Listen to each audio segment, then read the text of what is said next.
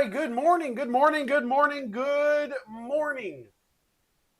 Welcome in, everyone. Here we go. Sports Talk with Hawk is live on this gorgeous Tuesday morning. I tell you what, the weekend did not disappoint, and yesterday there was plenty to talk about if I decided to wait and do the podcast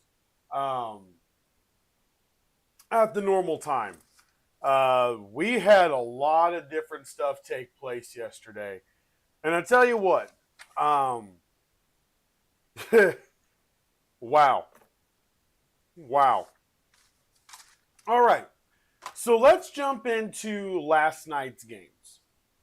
Uh, First of all, so yesterday, my wife and I were out and about. We were cleaning the church, the windows of our church, and one of the pastors was there yesterday, and he was asking my opinion on the games last night before they had happened, what I thought would take place. And I told him, I said, I think it's really simple what's going to happen. I want to see Atlanta show they deserve to be in the conversation. They're coming off the bye week. They should win, as teams coming off bye weeks normally do. They should win. They should have an advantage. They're home, Monday Night Football. It's not that the Bills are worse. It's not that the Bills are less of a team. It's just this is where Atlanta has to put it together. And at least for one night, Atlanta put it together. They had an all-around game where they played such a great form of complementary, fundamental football. Bijan Robinson, the 81-yard run was obviously electrifying.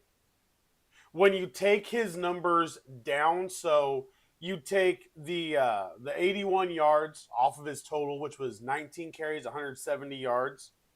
When you do the 18 carries and take off the 81, you're still left with 18 carries for 89 yards.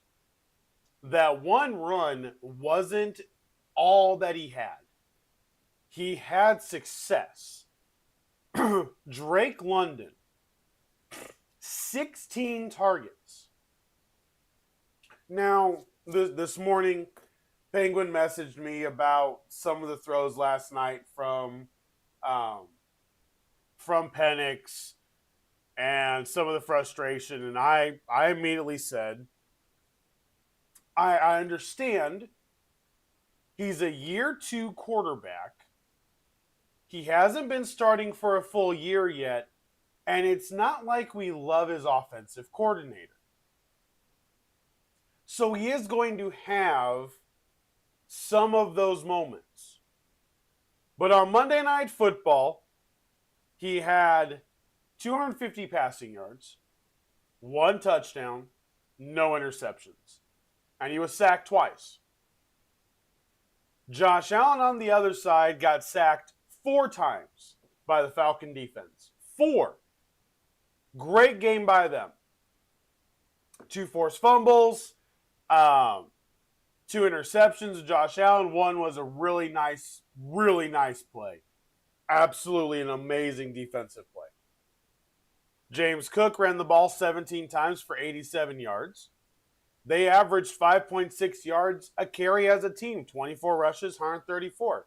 The numbers don't bear out outside of the turnovers. So that's back-to-back games where the Buffalo Bills have had turnovers, in which the 4 games previous, they didn't have turnovers. So, honestly, and I'm sticking with it, Buffalo's my pick. They're the best team when it comes down to it. Josh Allen last night, that 3rd down in 1 play. They got the ball really far forward after the blocked field goal. And this is why I don't like Joe Brady as an offensive coordinator. Why are you doing an end around on 3rd and 1? You know you're going for it on 4th down. Why are you doing an end around on 3rd and 1 when Cook just ran for 4 yards and 5 yards? Why not give it to Cook? Why not let Allen just run it forward? Like, you've got Josh Allen, James Cook, and you run an end around on a 3rd and fine, call it 1.5. What are we doing? They run an end around to Elijah Moore, push themselves back. They end up kicking it, and Atlanta's offense does what it needs to do, goes down, kicks a field goal, the game is over. But that play call right there is exactly what I have been complaining about with Joe Brady for a long time. He tries to get too smart. Why? Simple, run the ball at him. James Cook averaged 5.1 yards a carry, and you're not going to give him the ball on a 3rd and 1? You're down by a touchdown. That's all you need. Just work your way down the field. Let Allen sneak it, for gosh sakes. But the way that went down, that was bad. It was bad. The Bills are now on bye. And honestly, I think it's a really good thing for them. I really do. Think it's a really good thing for them. Lets them reset. 6 games done. Still got, 11 more games to go. The Falcons, that was a huge win for Atlanta. Huge win. Because with a loss, it was going to get harder to maintain pace with the Buccaneers, even with all the injuries the Buccaneers are now facing. Even with all those injuries.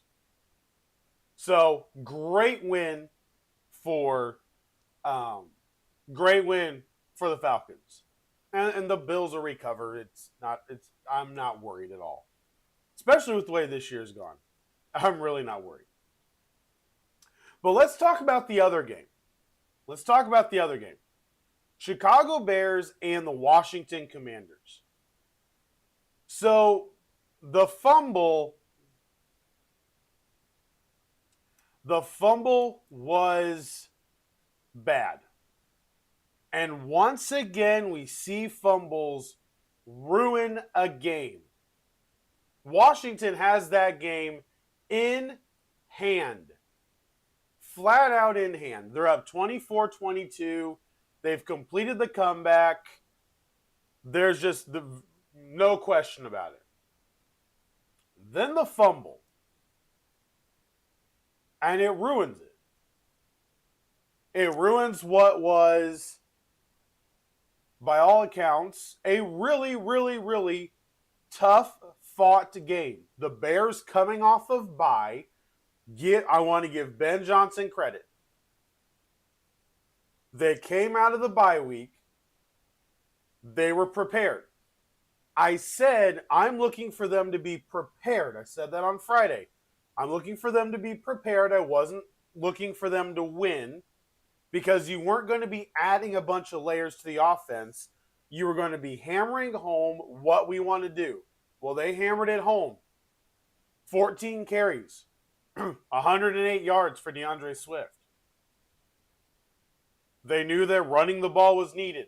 27 carries, 145 yards as a team. That's what they need to do. For Washington, 31 carries, 124 yards. The quarterbacks, they were fine. Daniels had the 1 interception. He's been injured this year. You get to make a mistake every once in a while as a quarterback. It's okay. they were still in position to win. The fumble is what kills it. The fumble is what kills it. Fumbles are probably, interceptions normally are downfield. Normally. Fumbles are always close to the line of scrimmage. And when you fumble a football, it gives the other team such a leg up, such an advantage on being able to then move the other direction. And it was really interesting because you watch, when you're watching the play-by-play, it was really odd. So they're sitting there. Chicago took a timeout. Okay. And Jane Daniels, the previous play, had scrambled, gotten the 8-yard gain. On the next play, they fumble, and Chicago gets the ball at the 44-yard line. Which then means they don't have that long to go to get into field goal range. And credit Jake Moody. He is an actual field goal kicker that hopefully the Bears will be able to have for a while because, well, let's just be honest. It's been a really, really bad situation in Chicago with field goal kickers. So Chicago pulls out a W, gets to 3-2. Commanders are 3-3. No panicking needs to take place. But I tell you what, this year is really odd. It's really odd. And the Titans made a move that you guys know in watching. You guys know I didn't see this happening. The Titans made a move that I didn't expect them to. They fired Brian Callahan yesterday. That to me was wild. It fully should have happened. You guys know my feelings on it. I've been saying it for a while. You guys fully know my feelings on it. Brian Callahan should have been fired 150%. In fact, it ruined one of my things for the game we're going to play tomorrow with the fire, water, or ice when it comes to the head coach hot seats. One of them's now gone. And rightfully so. That team has looked unprepared. The offensive line has been absolute garbage. Mike McCoy is going to be the interim head coach. So now we got to find out whether or not Tennessee ownership wants to win or not.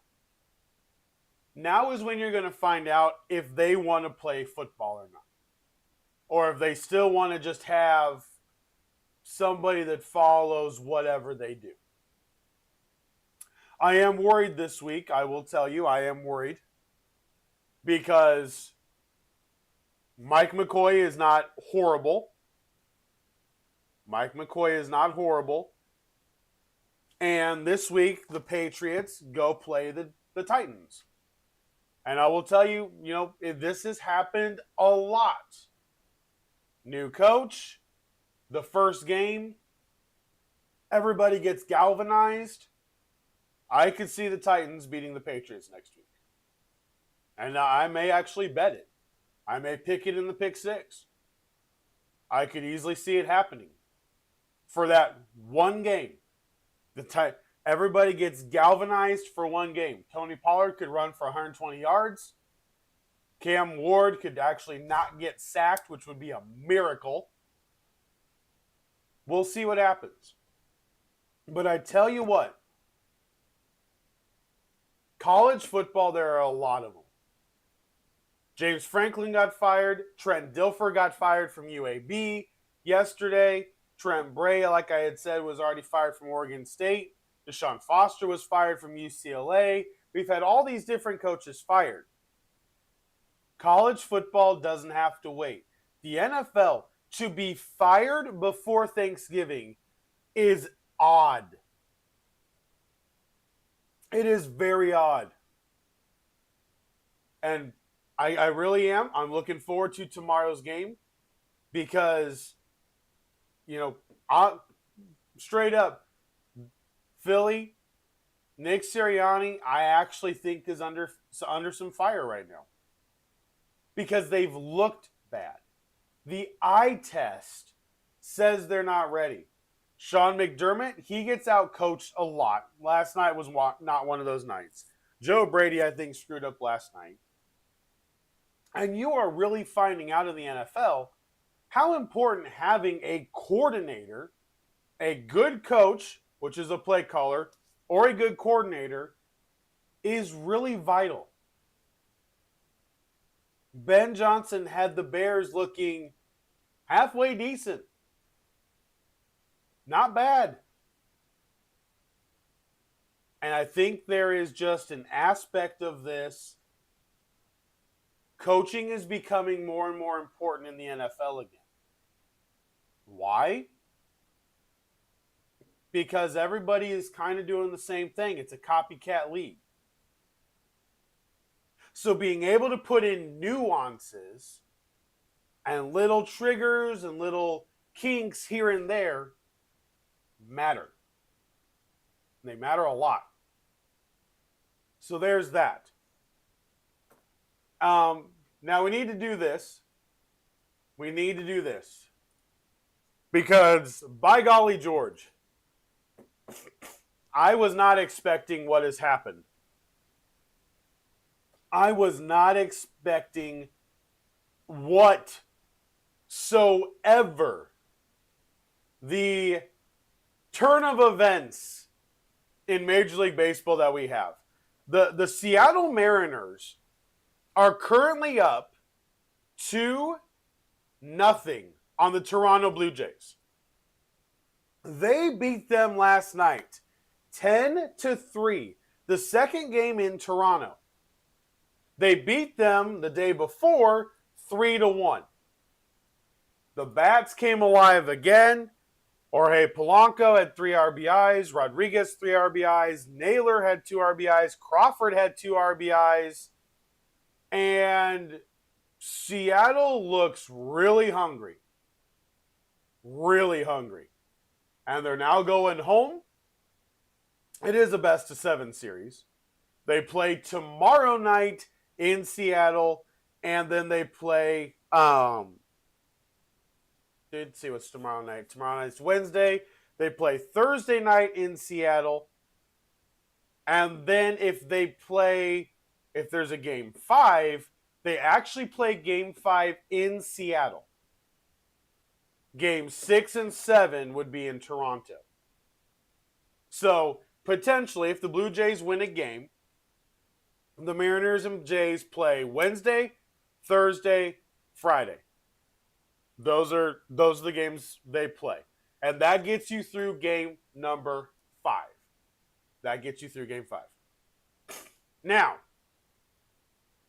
the National League Series. That series is currently 1-0 by the Dodgers. Outstanding game last night, won 2-1. Dodgers got out of a bases-loaded jam in the bottom of the 9th after allowing a run. And today's pitching matchup is Yamamoto versus Freddie Peralta. And right now, Peralta, currently in the playoffs, has a 4.6 ERA and Yamamoto has a 2.5 ERA. So we'll see how today plays out. They play today, and then they will play Thursday, Friday, Saturday, and all of those games will be in LA if Milwaukee can win one and come back. But they're only down 1-0. Today is only game 2. Today is only game 2 of the Dodgers and the Brewers. All right. The NBA season, FYI, is a week out. The NBA season is a week out. So, we look at Tuesday, the 21st, next Tuesday. The season opens up with the Rockets at the Thunder and the Warriors at the Lakers. Both of those games are on NBC. The round ball rock is back. I watched the commercials over the weekend. Super pumped. It's back. Life is just going to be better. NBC has got a stellar crew. Hopefully, it all works the way that I am hoping it will. But nonetheless, so basketball is only a week out. I had my first fantasy basketball draft this past weekend. My next one for the main fantasy draft for the Thunder Sports League is actually on Saturday. All right, so a couple more things about the NFL, and then we'll get to the injury news and updates. So, Zadarius Smith, the longtime edge rusher, has retired. He informed the Eagles that he was retiring, so he has retired. Zadarius Smith had a very good career. That does take away a potential pass rusher for the Eagles. And that's not a good thing because it's not like they've been great at rushing the quarterback this year anyway. So it doesn't really help them whatsoever. Now let's get to the injuries. The injuries are starting to pile up all over the place. They are starting to pile up all over the place. And, well, let's just run through it. So there had been rumors. So the Arizona Cardinals, first team we're going to start up. Let's go through our injury list as we do on every Tuesday. Go down the list to the NFL. Heading into week number 7, okay, October 19th, there are some players that will be eligible to come back. In fact, a lot of players. For the Cardinals, Garrett Williams, the corner, LJ Collier, the defensive end, Justin Jones, the defensive tackle, Christian Jones, the offensive tackle, and Hayden Connor, the offensive guard, are all eligible to come back from injured reserve. Then you have B.J. Ojulari and Walter Nolan, both potentially able to come off of the PUP list, which would be big. I believe Arizona should have won the game on Sunday against the Colts. It was pass interference in the end zone. Everybody says over the course of a season, those plays even out. That is incorrect because the Chiefs had been undefeated in one-score games. This year they were 0-3. It doesn't even out within a year. It evens out over a much longer period of time. The Vikings last year, 15-2 with all those games that they had played really, really close. It just doesn't happen. Okay, it doesn't happen. So, with that being said, Emery Demercado suffered an ankle injury in the game against the Colts on Sunday. He is questionable. Kyler Murray is currently basically week to week with his foot injury. But Brissett and that offense look better than the offense with Murray has ever looked all year. Marvin Harrison Jr., the concussion, my guess is he will be out this week. That is my guess. He will be out this week, and we'll see what happens in week 8. And then they have all those other teams, or all those other players that could come back. The Atlanta Falcons. Jake Matthews last night against the Bills sustained an ankle injury. He didn't return to the game. He is currently day-to-day. Darnell Mooney, a guy that I was actually talking to, one of the players in the Thunder Sports League. He and I were talking back and forth. And Darnell Mooney is a guy that we kind of feel sorry for. We really do. We kind of feel sorry for him because he just can't get healthy. And Atlanta needs a number 2. And he is definitely able to be a number 2 receiver. So I do feel really bad for him. Darnell Mooney is still injured and still questionable. This week, they have a lot of players that could come off of IR. Taquan Graham, Jordan Fuller, Storm Norton, Braylon Trice, Malik Verdon, and Troy Anderson could all end up playing sometime in the next couple weeks. They can be pulled off of IR or the PUP list, so that's good news for them. The Ravens. This team is still ravaged with injuries. They have their bye week, and that is huge. That is huge. Tavius Robinson, the linebacker, is going to miss 6 to 8 weeks. Another defensive player that's going on IR. Chidobe Awuzie is currently out. Roquan Smith, John Harbaugh said he should be back for the Week 8 matchup against the Bears. He also said Lamar Jackson should be back for the Week 8 matchup against the Bears. Now, I must admit, none of this really excites me. The Ravens are in a situation where they could really, really hurt players even more. Don't rush them back. It's not worth it. Ronnie Stanley left the game against the Rams on Sunday. He is questionable day-to-day with an ankle. Emory Jones, the other offensive tackle, has a shoulder injury. He is currently week to week. The Buffalo Bills. Terrell Bernard went out last night against the Falcons. That was a big hit to that Buffalo defense. He is currently day-to-day with an ankle injury. Daquan Jones was wearing a walking boot after that loss last night due to his calf injury. And then Josh Palmer also injured, and Matt Milano was out. This is not a team that can really afford injuries.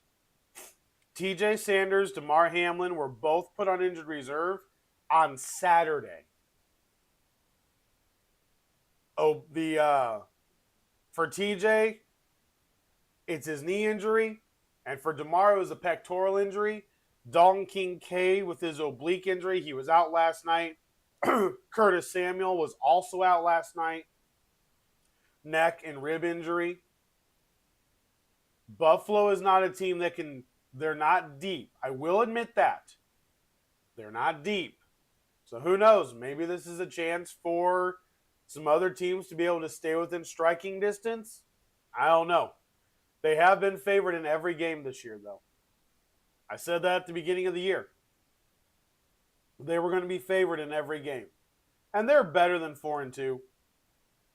They toy with people instead of stomping on their throats. They're playing a different brand of football. And it's hard to play this brand of football and be dominant because they're just trying to be consistent. Sometimes you just got to go for it. Just go. And I really think that's the issue. All right. Carolina Panthers, Tershawn Wharton, Jatavian Sanders, Taylor Moton, Chuba Hubbard, and Caleb Evans all are still questionable day-to-day with their injuries. Jalen Coker was put on IR on the 11th. So on Saturday, the Panthers lost Jalen Coker. The Chicago Bears. DJ Moore was transported to a hospital after the game last night. This is a story that came out last night. And he was held for precautionary medical evaluation. So we're going to have to watch how that game plays out. Noah Sewell, the linebacker, has a concussion. Odds are he's going to be out for week number 7.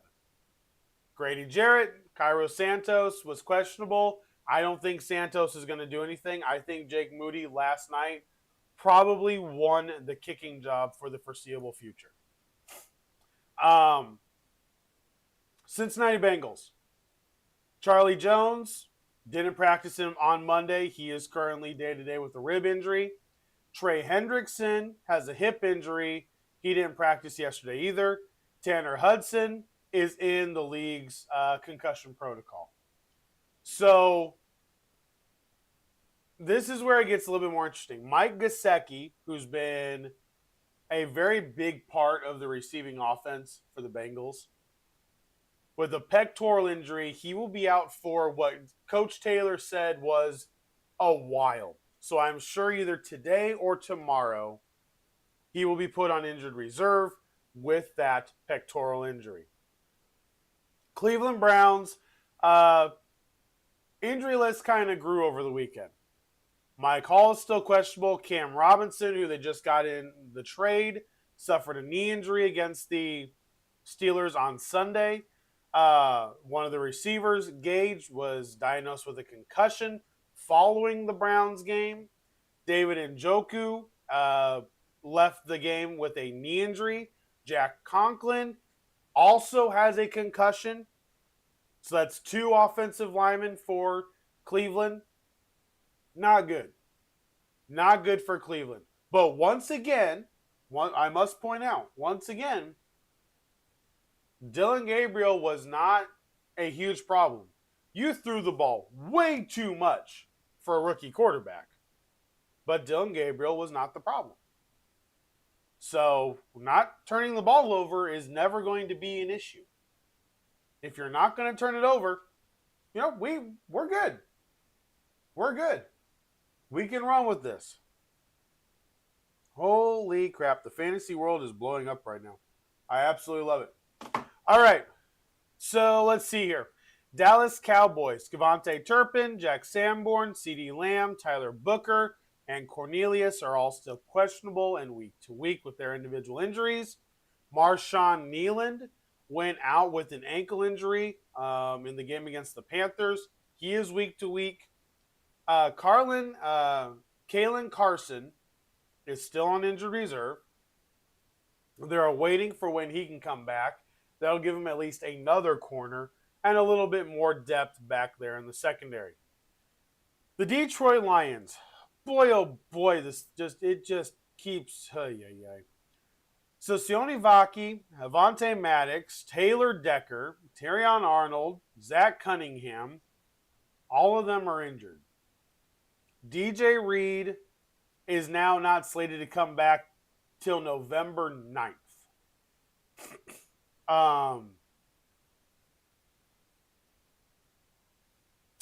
Marcus Davenport and Malcolm Rodriguez are eligible to come back after week 7, so before week 8. Yeah. It's not been good. It's not been good. Aleem McNeil, his knee injury kept him out of the game against the Chiefs. And I'll be honest with you, the Lions' injuries may once again just may end up being too much. They just may end up being too much.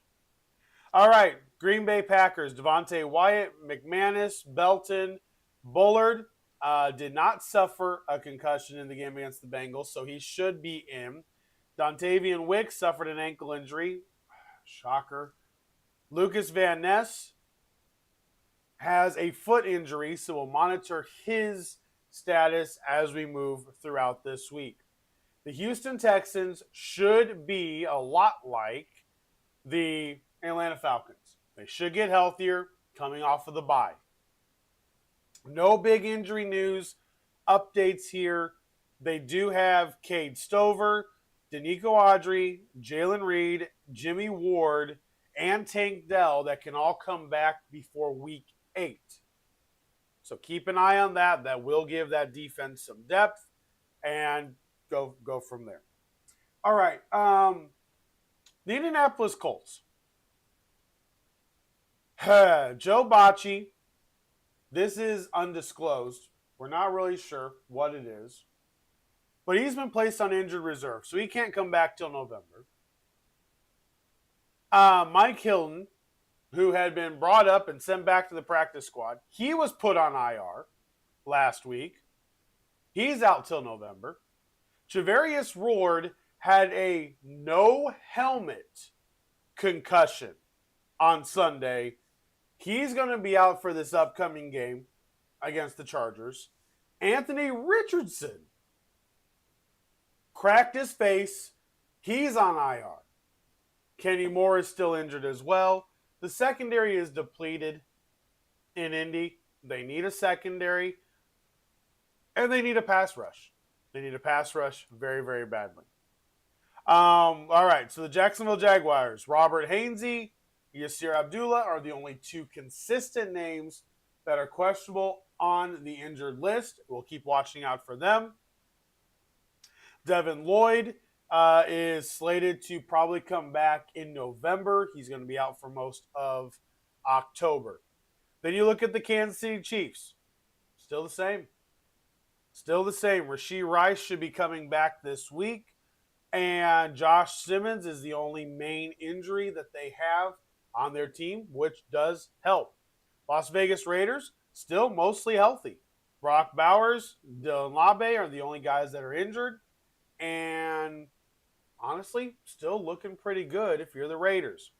The Chargers, different story. Joe Alt, Darius Davis, Quentin Johnston, Scott Matlock, and then both guards, Jamari Sawyer and Trey Pipkins, are all on the injury list. They somehow got the victory over Miami. Kudos to them, but it's getting really tough out there. It is getting really tough out in LA for the Chargers to be able to get these W's because the injuries on the offensive line keep mounting. I mean, getting more and more and more. The Los Angeles Rams, Blake Corum, suffered an ankle injury against the Ravens on Sunday. He is week to week right now. Puka Nacua, everybody in Fantasyland is watching this one. He is day to day with an ankle injury as well. We all know ankle injuries. We know they could be nothing or they could be something that ends up taking you out for the entire year. So both Blake Corum and Puka Nacua are currently being monitored with ankle injuries, and that's a big deal. That is a big deal. Do not sleep on that fact right now. Omar Speights, Rob Havenstein, Colby Parkinson are the questionable players sitting there. Tyrell Dodson, Storm Duck, and Elijah Campbell for the Miami Dolphins. All of them defensive players currently sitting on the injury report. Nothing new outside of that, except for in Miami, it's really starting to get rocky. And you can tell Tua was talking, and then McDaniel goes, no, he's completely wrong in what he said. That's not a good look. That's just it. Tua said players meetings, not coaching players. He was players meetings. And McDaniel goes, no. Guys aren't not showing up to meetings. Really? We've heard this before. Let's see. The year that Frank Reich got fired from the Colts. Jeff Saturday has cataloged and gone over many times how bad the Colts organization and that team was when he came in. He told Jim Irsay, I will be shocked if we win a game. He won the first game, and he goes, that was it. It didn't surprise Jeff Saturday how bad that team was because of how the players were acting. And I got asked yesterday when I was talking to one of the pastors while we were at the church. I got asked yesterday, he asked me, he goes, why do you think they look so good this year? And I said, well, when Tony Dungy's son died, the Colts had the best year they've ever had. When Chuck Pagano got cancer, they had one of the best years. They had a year, that Colts team that went into that AFC Championship game against New England had no business being there. Absolutely none. It can galvanize a team. And I said, Jim Irsay dying, the belief in Daniel Jones just kind of reiterated what they wanted to do, and everybody is refocused. They're playing above themselves right now. And whether or not that comes down and comes back down to floor level before the playoffs or during the playoffs. Eventually it will. But it does count for something. Football is an emotional sport. You lay everything out there on the line. You leave everything on that field. So, does it shock me that the Colts are winning? No. No. Because we've seen this happen, different teams, across different organizations, when there's something else to play for. Just adds a little bit more to it. All right, the Minnesota Vikings. Carson Wentz was able to practice with his sore shoulder. J.J. McCarthy also practiced for the first time since he getting his high ankle sprain. They are hoping to get healthy on the offensive line, though. Donovan Jackson, Michael Juergens, Brian O'Neill, all three of those offensive linemen, they're hoping to have back for the game against Philadelphia. This game against Philadelphia for the Vikings this week, in Week 7, is huge. It is huge. I cannot understate how important this game is for the Vikings. If they get everybody back, they've been able to watch all this tape. This is a big game for Minnesota, and we'll see how they do this week. New England Patriots are still basically healthy. No new injuries from the previous week. Keon White and Freed Jennings and Jalen Hawkins are still on the injury list as questionable with nagging injuries. The New Orleans Saints, nothing really new. John Ridgeway is still on injured reserve. They're waiting to get him back. The New Orleans Saints should start selling now. They should start selling now. Teams need players now. It's New Orleans. Sell. Sell, sell, sell. Like in trading places. Sell. Get all of your stock put into next year. Put it all into 2026 and beyond. You're not winning in 2025. Just sell everything you can. Get your draft picks. The New York Giants, currently, John Michael Schmitz had that concussion. He could play. He could play before this next week because that was a Thursday night game. So he could play. DJ Davidson has the knee injury that he sustained against the Philadelphia Eagles. He is currently day to day. All right, the New York Jets, this is a mess. This is a mess. McDonald is still being evaluated for a concussion. Cam Jones has a hip injury. He left the game against Denver. Garrett Wilson, this is a big one. He is expected to miss a couple weeks, thankfully with only a hyperextended knee injury. No torn ACL, no torn MCL, no torn PCL, no tears. Just a hyperextended knee. Now, I know the Jets are currently winless. And I do understand this. And if you're going to tell me it doesn't matter, you're right. But Neighbors is already out for the year.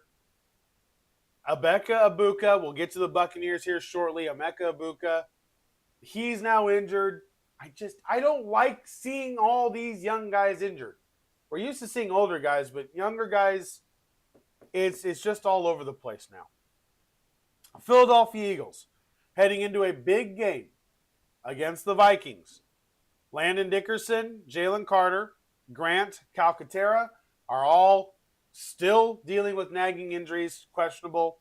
Quinyon Mitchell had the hamstring injury in the Giant game. He is currently day-to-day. We'll see where he ends up through the rest of this week. Pittsburgh Steelers, Malik Harrison, the linebacker, has been designated to return from IR. He should be back for the Thursday night game. Calvin Austin is still questionable. Miles Kilbrew, his knee injury is significant. He's going to be out for a good period of time. Darius Slay, also with a shoulder injury, could be out for 2 or 3 weeks. San Francisco 49ers, Fred Warner, season-ending injury. season-ending ankle injury, so he is out for the year. Brandon Ayuk is getting closer and closer to being able to come back. Yetur Gross-Matos, Pearsall, Purdy, and Watkins are all the questionable tagged players on their injury list. Seattle Seahawks, Devon Witherspoon, Reek Woolen, Julian Love, Derek Hall. Those are the defensive players currently on the injured list. And then guard Josh Jones as well. But they got that big W in Jacksonville. Big W in Jacksonville. So we'll see what happens.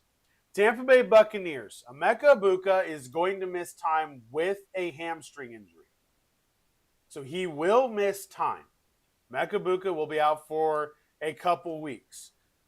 Bucky Irving and Godwin are already out for this coming week. I believe Mike Evans is currently questionable.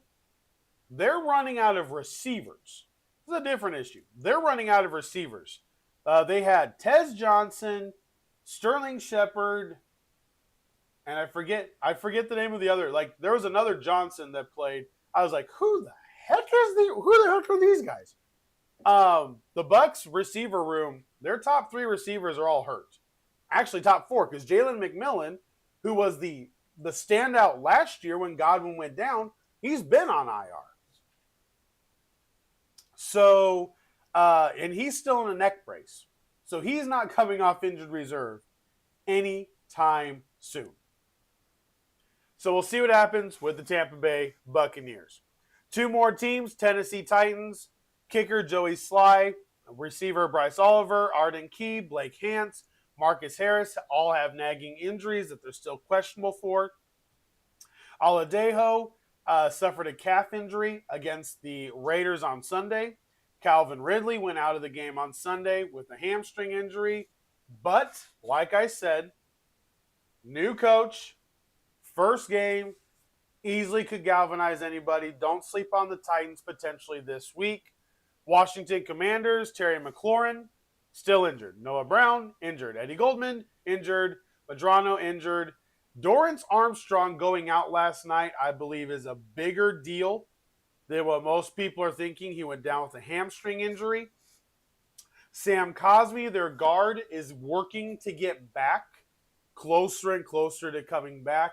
So hopefully we'll see how that plays out. All right.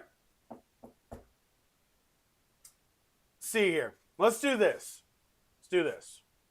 Let's kind of preview what we have for week 7. Not going to go in depth. At all. Let's just kind of preview what's on tap. So Thursday Night Football has the Steelers at the Bengals. Pittsburgh is currently 5.5-point favorites on the road on Thursday Night Football. The Rams and Jaguars play their London game. The Rams are favored by 2.5. That Rams team from last week didn't look great against Baltimore. Jacksonville does play really well in London, so we'll see how that game plays out. The Saints are at the Bears, which is I think it's a great game, great spot for the Bears. Saints are a very bad road team. Spencer Rattler is a very bad road quarterback. I think it's a good spot for them. They're currently 5.5-point favorites. I think that may be a little high. The Cleveland Browns are favored in a game. Yes, you heard me right. They are favored in a game. They are favored over the Miami Dolphins by 2.5 points this week as they take on Miami. They're in Cleveland. The Patriots, this is the game. If I were to lock this in right now, I would be 1,000% sure of it. The Patriots are 7.5-point favorites on the road against Tennessee. I don't like that number. I really don't. If you get 7.5, and I already bet it on DraftKings. I already bet it on DraftKings. At 7.5, I'm taking the Titans spread, but watch out. It's a sneaky game. The Raiders play the Chiefs on Sunday. The Chiefs are favored by 12.5. We'll see how that game plays out. It is still a division game. And no matter how bad the Raiders have been before, they always play the Chiefs tough. The Eagles do play the Vikings, but the Eagles are only favored by 1.5 points. And we don't know who's even starting at quarterback for the Vikings right now. So we'll have to watch that through the week. The Panthers are at the Jets. Panthers are favored on the road by 1.5. That's big. That is big for the Panthers. That is an improvement. The Jets need to win eventually. If Garrett Wilson's out, I just don't know when it'll be. I really don't, because Carolina's running the ball, and if Hubbard comes back, I think they could just run the ball for 400 yards a game and not even worry about having Bryce Young throw the football. It's just that running game has been really good with Rico Dowdle and Chuba Hubbard.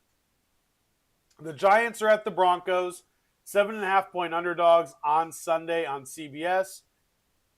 Unfortunately, that one kind of feels correct. Rookie quarterback, away from home, Broncos, better defense. That kind of feels right. The Colts are at the Chargers this week. Chargers are currently 1.5 favorites, but I don't know how that game's going to play out. We'll see. They've already been in that stadium once and absolutely flummoxed that game away. So we'll see what happens this week. The Commanders are at the Cowboys for Fox Game of the Week. Commanders are favored by 2.5 points as of right now. The Packers are at the Cardinals, and they are favored by 6.5 points.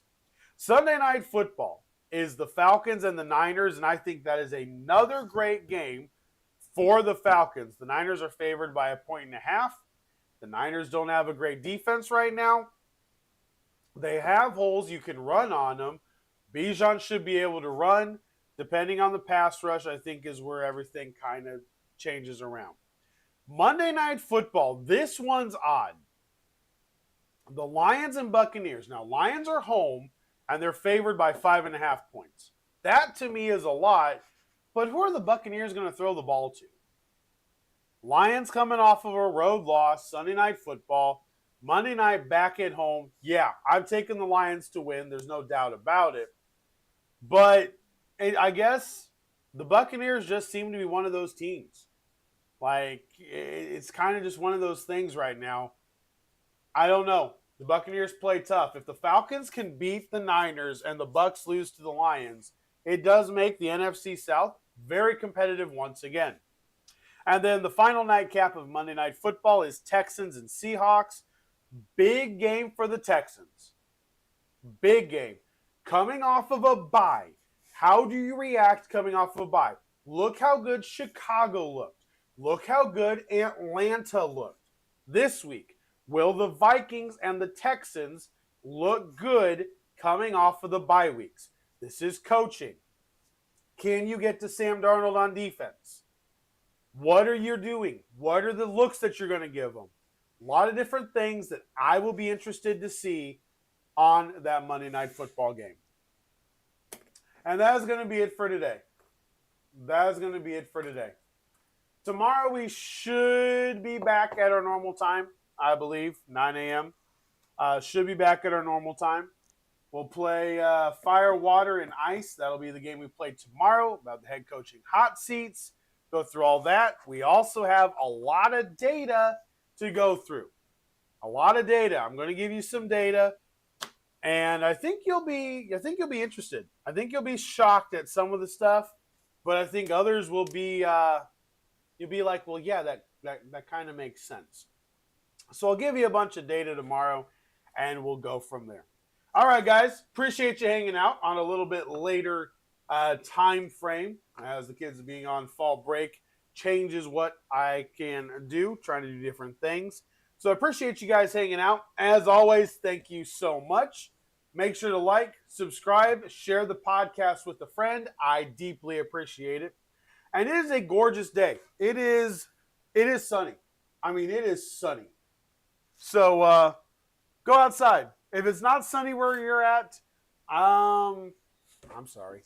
Now, it's a gorgeous fall day here in central Indiana. So make it the best day that you can. Make it the best day that you can. Have a great one. No football tonight. Go to bed early. Get some rest. We got to sleep on the nights we don't have football so that we can stay up Thursday, stay up Saturday, and stay up Sunday and Monday. We just take advantage of tonight. Go to bed early. Go to bed at 9 o'clock. Go to bed at 8:30. Why not? What the heck? Go to bed at 8:30. Get 10 hours, 12 hours of sleep. But either way, have a fantastic day. I will talk to you guys tomorrow. As always, thank you so much. For Sports Talk with Hawk, I am Hawk on this beautiful Tuesday late morning. Have a fantastic day. I'm out. I'll see you guys tomorrow.